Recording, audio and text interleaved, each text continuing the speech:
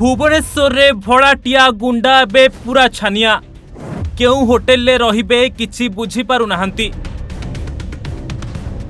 Commissionerate police रो कड़ा कार्यानुष्ठान सबु होटेल एबे पुलिस रो कब्जारे।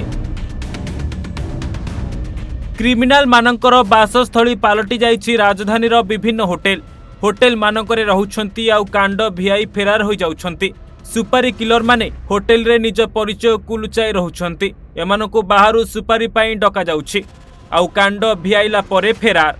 तापरे पुलिस रो हाथ पूरा खाली। आउ एथिपाई सतर्क होइछि कमिशनरेट पुलिस। सबु होटेल मानकरे करूछि घन घन चेकिंग। राति अधरे होटेल मानकरे छापा पडुछि कमिशनरेट पुलिस रो।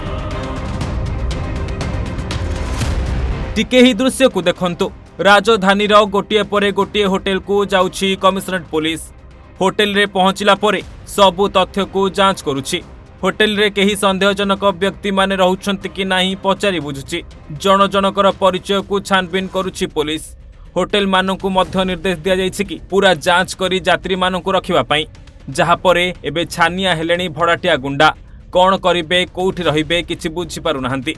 कमिशनरेट पुलिस गुंडा मानकु मूलपोछ करिबा पई धारण करिछि एमिति एक्शन मोड।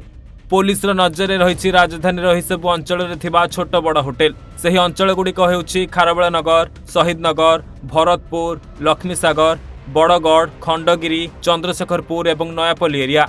एही सब अंचल रे थिबा होटेल गुड़िक पुलिस रो नजरे रहिछि। भुवनेश्वर सुभाष प्रधान को रिपोर्ट, ओडिशा भास्कर।